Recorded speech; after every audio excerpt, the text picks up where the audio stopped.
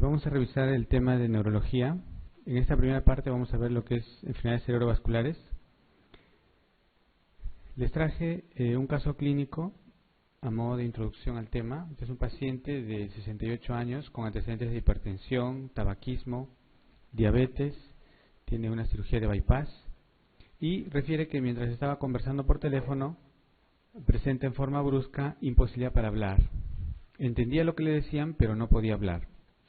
Su presión estaba en 18/10, él tomó su enalapril y en unos 20 minutos dice que ya se sentía bien, ¿no? Estaba normal. Al día siguiente presenta un cuadro similar y además falta de fuerza en el brazo derecho.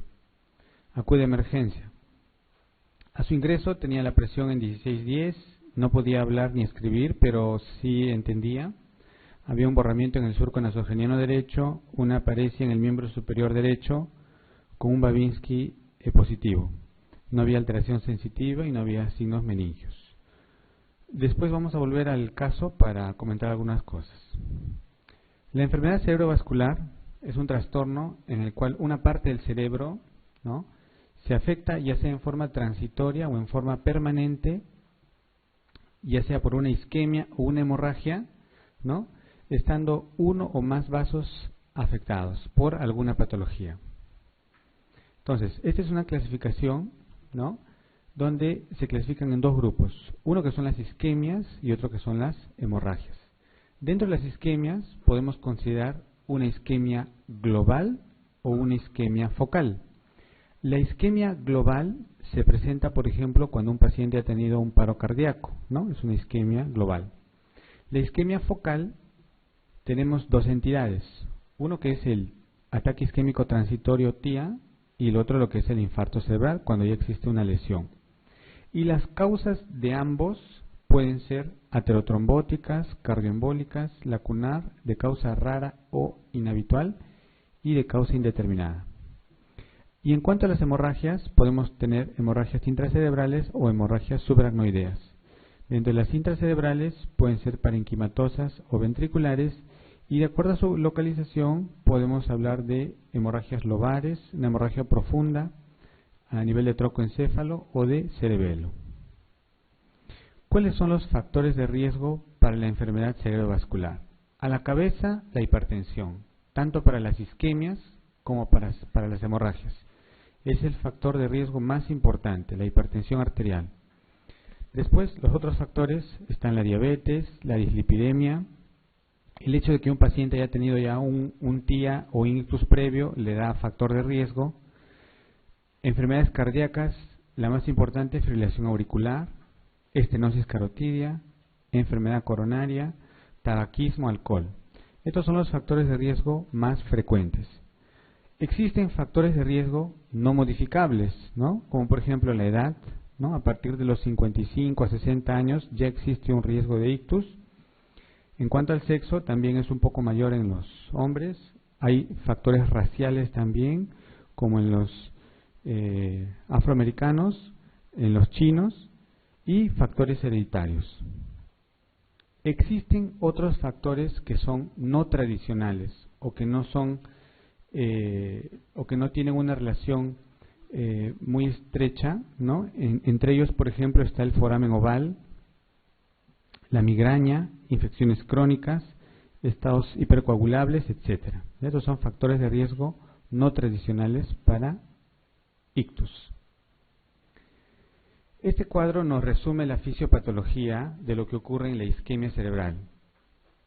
Entonces, normalmente el cerebro es un órgano que no almacena ni energía, ¿no?, ni oxígeno. Entonces necesita un aporte continuo de energía y de oxígeno, ¿no? Y eso lo recibe a través de la sangre, ¿no es cierto? Entonces, debe haber un flujo constante de sangre en el cerebro que está más o menos entre 60 a 100 mililitros por 100 gramos por minuto. Ese es el aporte normal que debe recibir el cerebro. Cuando por alguna razón este flujo disminuye, ¿no?, va a llegar un punto, ¿no?, que es una oligoemia, donde puede haber ciertos trastornos funcionales, ¿no?, pero no va a haber daño cerebral. Cuando el flujo llega a menos de 20, ya existe una alteración mucho más marcada, pero aún potencialmente reversible, y cuando es menos de 10 ya existe una lesión permanente, ese es el infarto. Entonces, cuando este flujo sanguíneo disminuye más o menos a 20 o menos, ¿no?, empieza a haber unas alteraciones y nosotros conocemos esta zona como una zona de penumbra. Entonces, si aquí tenemos donde señalo el flujo sanguíneo cerebral y aquí en la horizontal el tiempo que transcurre desde que por algún proceso hubo una disminución del flujo sanguíneo, a medida que va pasando el tiempo, ¿no?, va existiendo una mayor lesión. Entonces, al inicio, ¿no?, tenemos una zona de penumbra, pero si este tiempo se sigue prolongando, esa zona de penumbra ya se va convirtiendo en una zona de lesión permanente, o sea, es un infarto, ¿no? Entonces, si tenemos en este esquema, como pueden ver, primero es una zona de penumbra, luego ya empieza a ocurrir un infarto con una zona de penumbra alrededor, y si esta lesión, esta obstrucción de la arteria continúa, pues sigue incrementándose la zona del infarto, ¿no?, hasta que toda esa zona afectada finalmente se puede llegar a convertir en un infarto. Esta es la explicación por la cual los pacientes que llegan con un infarto cerebral o un ictus, si llegan a tiempo, pueden ser trombolizados o pueden recibir medidas para mejorar la perfusión, ¿no?, el flujo sanguíneo en el cerebro y tratar de salvar esta zona de penumbra, porque probablemente la zona que está infartada ya no vamos a poder hacer nada, pero lo que sí se puede recuperar es la zona de penumbra, ¿ya? Entonces, aquí tenemos más o menos lo mismo en un esquema. Este es un esquema donde se ven las arterias, ¿no?, y aquí hipotéticamente se ha obstruido esta arteria, la cerebral media, ¿no?, lo vemos aquí en una angioresonancia, digamos, ¿no?, entonces está obstruida la arteria. En una imagen de resonancia de difusión veríamos una zona central que ha sido lesionada, que corresponde al infarto, y si hacemos una secuencia de perfusión, o sea, para ver el flujo por resonancia, vemos una zona extensa, ¿no?, que está hipoperfundida, ¿no es cierto? Entonces, si nosotros superponemos estas dos imágenes, vamos a tener esta zona, que es la zona que está con disminución de flujo sanguíneo, pero es potencialmente salvable, ¿no es cierto?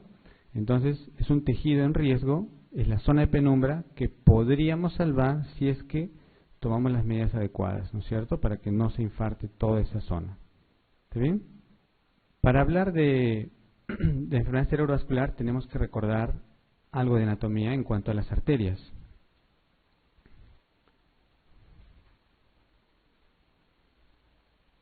Entonces, sabemos que el cerebro recibe la sangre a través de dos territorios, uno que es el territorio anterior y otro que es el territorio posterior. El territorio anterior está conformado por las arterias carótidas, ¿sí? Entonces aquí tenemos las arterias carótidas, ¿ya? Y el territorio posterior a través de las vertebrales que forman la basilar, ¿no es cierto? Entonces el territorio carotidio o anterior y el territorio vertebrobasilar o posterior, ¿ya? Entonces, aquí tenemos las arterias vertebrales, donde estoy señalando, ¿no?, se unen y forman la arteria basilar. La arteria basilar se divide finalmente en dos arterias que son las cerebrales posteriores. La arteria carótida, nosotros sabemos que empieza con la carótida primitiva, ¿no es cierto?, y se divide en carótida externa y carótida interna. La carótida interna es la que entra al cerebro y tenemos aquí, donde estoy señalando, es la carótida interna, y de aquí se divide en cerebral media y cerebral anterior, ¿no es cierto? En la parte anterior existe esta arteria, ¿no?, es la arteria comunicante anterior, ¿no?, como su nombre lo dice, une las cerebrales anteriores, y también tenemos las comunicantes posteriores, aquí donde estoy señalando. Todo esto conforma el polígono de Wills, ¿no es cierto?, que es una estructura que ha sido, digamos, funcionalmente podría suplir, ¿no?, la obstrucción en un territorio y permitiría el flujo colateral para tratar pues de irrigar esa zona que potencialmente pudiera estar obstruida, ¿no? Esa es la función del polígono de Weil. Aquí tenemos otro esquema con lo mismo, la misma idea, ¿no?, donde estoy señalando la arteria vertebral, ¿sí?, las vertebrales que se unen y forman la basilar y se dividen en cerebrales posteriores. La carótida interna, ¿no?, que se divide en la cerebral media y la cerebral anterior. Como pueden ver en este esquema, la cerebral media está localizada hacia la convexidad del cerebro, mientras que la cerebral anterior está hacia la parte interna del cerebro, ¿sí? Es importante recordar esto por cuestiones anatómicas, porque uno, de acuerdo a la clínica, puede más o menos plantear qué arteria está comprometida. Y obviamente la parte vertebrovasilar, como su nombre lo dice, ¿no?, va a irrigar pues lo que es el tronco, ¿no?, el cerebelo, y ya a través de sus ramas cerebrales posteriores hacia la parte occipital y un poco la parte temporal también, ¿no es cierto? Aquí tenemos una vista lateral, nuevamente la carótida, ¿no es cierto?, que se divide en cerebral media, cerebral anterior. Ven aquí un detalle importante, ¿no? De la arteria carótida interna nace esta rama que es la arteria oftálmica. Y de esta arteria va una arteria hacia la retina. Este detalle anatómico es importante recordarlo porque existe una entidad que es la maurosis fugaz, ¿no es cierto? Cuando una persona se presenta con la historia de una ceguera súbita en un ojo, ¿no es cierto?, que generalmente es transitoria, puede durar unos minutos y luego se recupera. Eso es signo de que se ha afectado esta arteria retiniana, rama de la arteria oftálmica, rama de la carótida interna. Entonces la maurosis fugaz es un signo de enfermedad de arteria carótida interna, ¿no es cierto? Se puede desprender un trombo, ¿no es cierto?, de la carótida y puede obstruir esta arteria en forma transitoria, ¿no? Esa es la maurosis fugaz, ¿ya? No se olviden de ese detalle.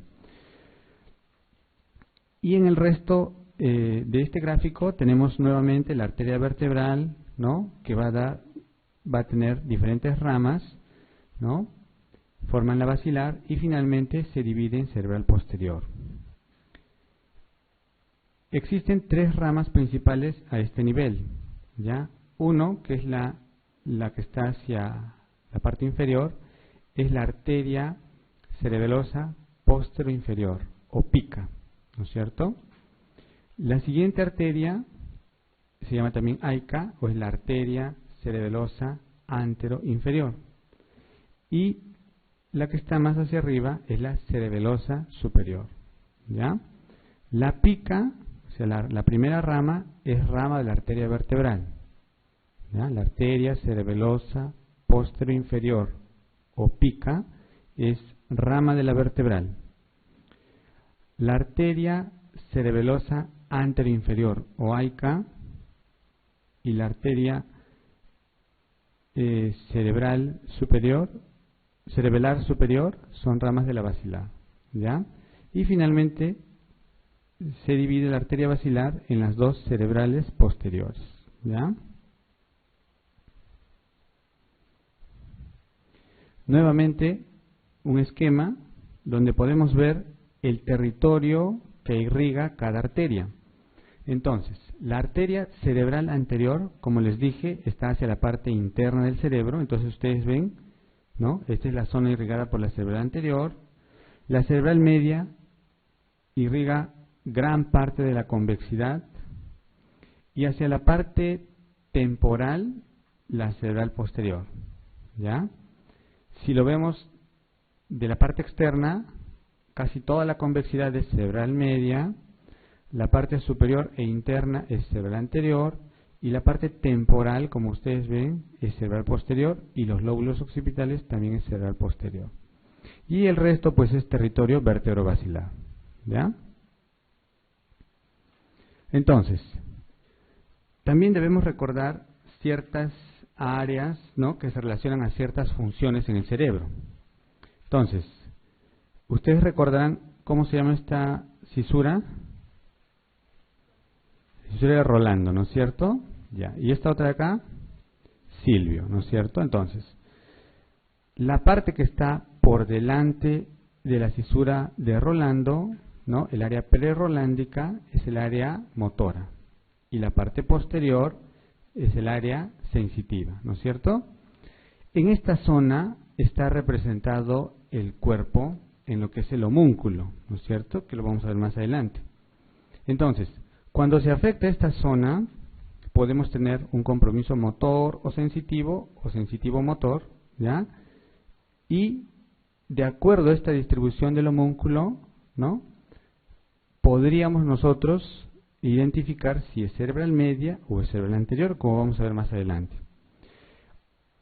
Alrededor de la cisura de Silvio están áreas que tienen que ver con el lenguaje, ¿no es cierto?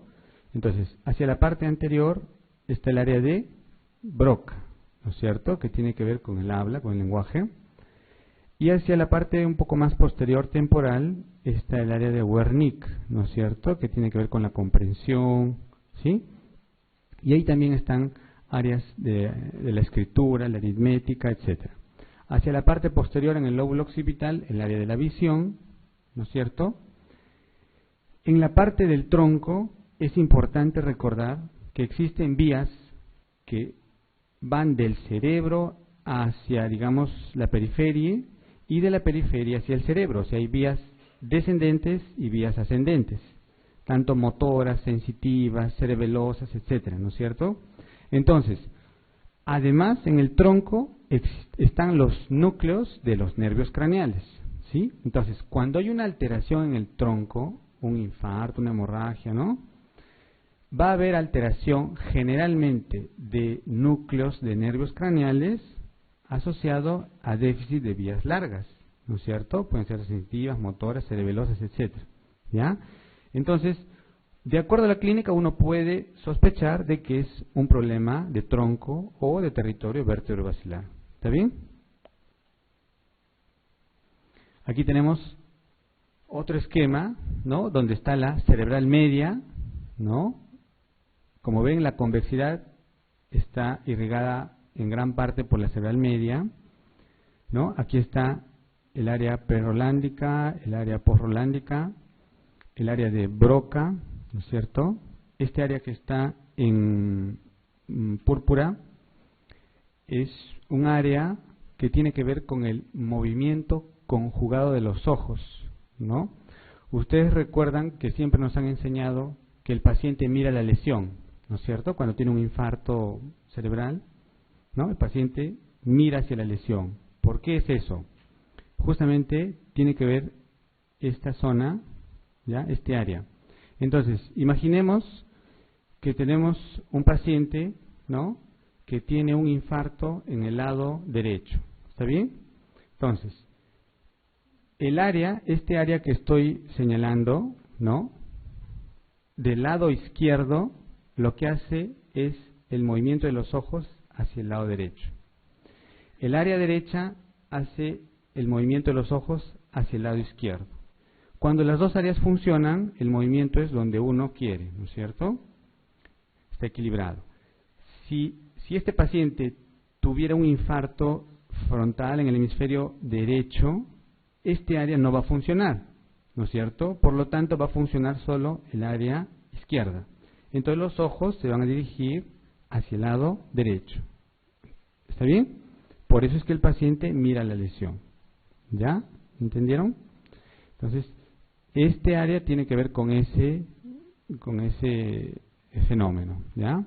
Y además también puede hacer que la cabeza gire también en el mismo sentido que los ojos, ¿no? Por eso es que a veces algunos pacientes con infarto, no solo los ojos, sino hasta la cabeza está desviada hacia el lado de la lesión.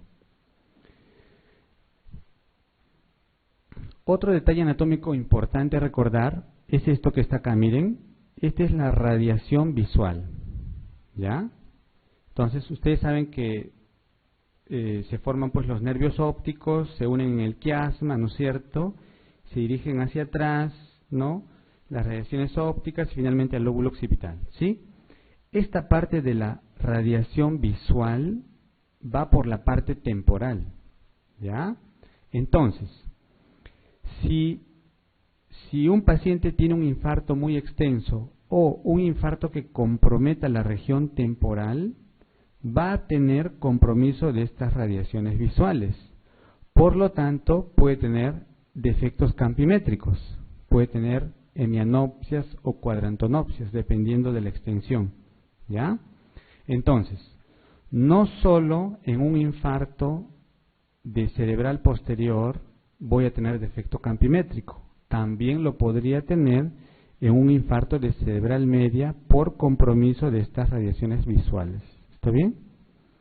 Entonces el paciente con infarto de cerebral media podría tener defecto campimétrico, pero no es porque el lóbulo occipital esté afectado, sino es por las vías. ¿Está bien? Y este es el homúnculo, ¿no es cierto? Entonces, como ustedes pueden ver, el homúnculo es la representación del cuerpo en el cerebro y hay una gran parte que representa la cara y la mano, ¿no es cierto? Miren, es una zona bastante extensa y el resto del cuerpo pues es una representación mucho menor, ¿no es cierto?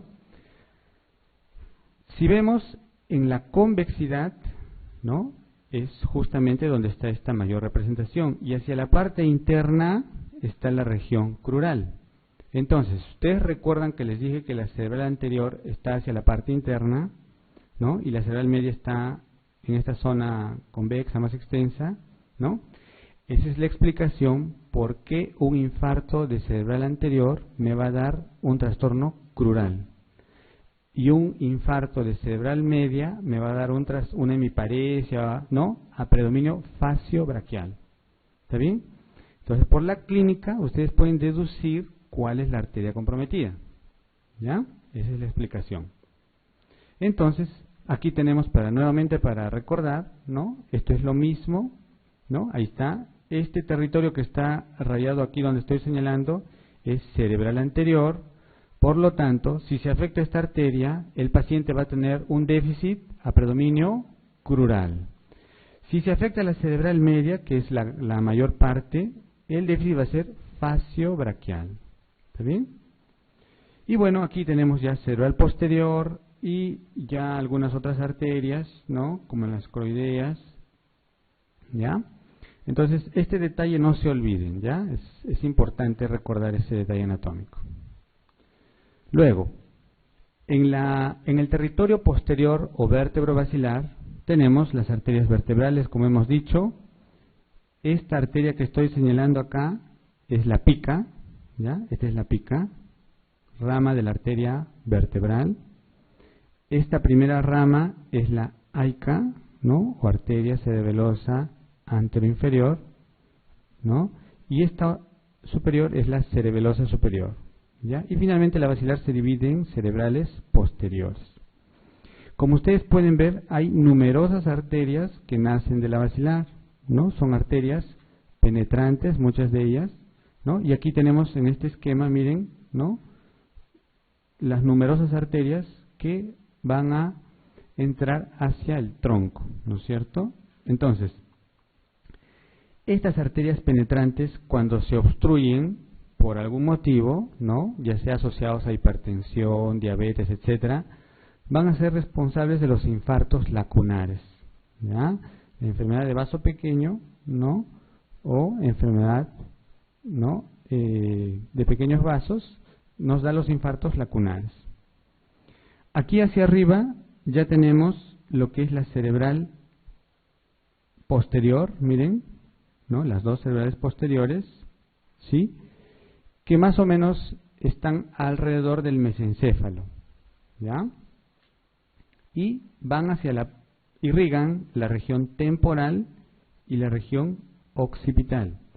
Es por eso que el infarto de territorio posterior o vértebro basilar me puede dar trastornos visuales por compromiso del lóbulo occipital, ¿no? Me puede dar también trastornos de nervios craneales, ¿no?, y de vías largas si compromete el tronco, ¿no es cierto? y puede haber también trastornos confusionales o a veces de memoria por compromiso de la región temporal, ¿ya? Nuevamente otro esquema, ¿no? Una vista externa, ¿no?, de la convexidad con la cerebral media, ¿no? Aquí tenemos la cerebral media. Entonces, ¿qué me va a dar una alteración de la arteria cerebral media? Me puede dar hemiparesia, hemipoestesia, hemianopsia, ya saben por qué, ¿no es cierto? No es por compromiso occipital, sino es por vías. Si es el hemisferio dominante, me va a dar afasia. Y el predominio del déficit motor sensitivo es generalmente facio-braquial. Salvo que sea toda la arteria, que sea en el tronco de la cerebral media, ahí me puede dar hemiplegia, y les voy a explicar después por qué, ¿ya? En la parte interna, nuevamente hemos dicho la cerebral anterior, ¿sí? Ahí está la cerebral anterior. Entonces, ¿qué me va a dar? Debilidad, alteraciones sensitivas, ¿no? En la pierna contralateral o en la región crural contralateral. Cuando es cerebral posterior, me va a dar trastornos de campo visual, hemianopsias, cuadrantonopsias, ¿ya? Y el territorio vértebro-basilar me va a dar trastornos de nervios craneales, me puede dar diplopia, oftalmoplegia internuclear, ¿no es cierto?, paresia del séptimo, etcétera, trastornos de vías largas, hemiparesias, hemiplegias, ¿no?, hemipoestesia, incluso podría dar una tetraplegia, ¿no es cierto?, dependiendo de dónde esté el problema. Y también puede haber signos cerebelares, ¿no es cierto?, ataxia, ¿sí? Muy bien. Existe un término que es la isquemia transitoria. Si ustedes leen los libros, ¿no?, la definición es una isquemia focal con una duración menor de 24 horas. Esta es la definición clásica del TIA, ¿no?, que todavía está en los textos, pero ya hace algún tiempo se ha visto que en realidad muchos pacientes que tienen TIAs prolongados en realidad tienen infartos, ¿no? Porque esta definición es cuando no existía pues resonancia, ¿no? A lo mucho había tomografía y no había pues los adelantos de ahora. Entonces, actualmente es mejor definir al TIA como un episodio transitorio de disfunción neurológica causada por isquemia focal, ya sea cerebral o retiniana, sin infarto agudo, ¿no? O sea que no existe evidencia de lesión en neuroimágenes, ¿no? O sea, básicamente en resonancia. Retinal se refiere pues a la maurosis fugaz, ¿no es cierto?, que ya habíamos comentado. ¿Cuál es la etiología de las isquemias, de las enfermedades cerebrovasculares isquémicas? Son 5, ¿ya? Aterotrombótico, cardioembólico, lacunar, de causa rara o inhabitual y causa indeterminada. Vamos a ir desarrollando cada una de ellas. El infarto aterotrombótico, ¿no?, se presenta en pacientes que tienen factores de aterosclerosis, ¿no? Es similar a lo que ocurre en el infarto cardíaco, ¿no es cierto?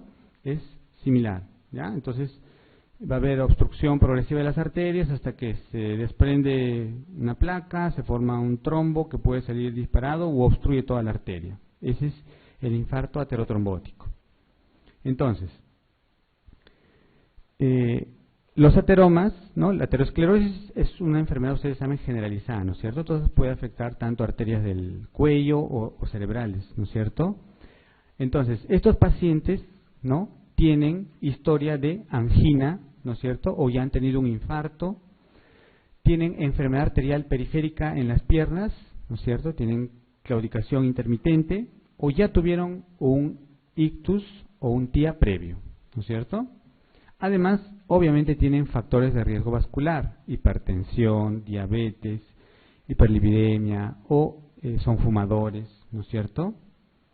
Y en el examen podemos ver pues algunos hallazgos que nos orientan, ¿no? Alteración en los pulsos, soplos, etcétera, ¿no es cierto? Entonces, si tenemos todo eso, es fácil deducir que la causa es aterotrombótica.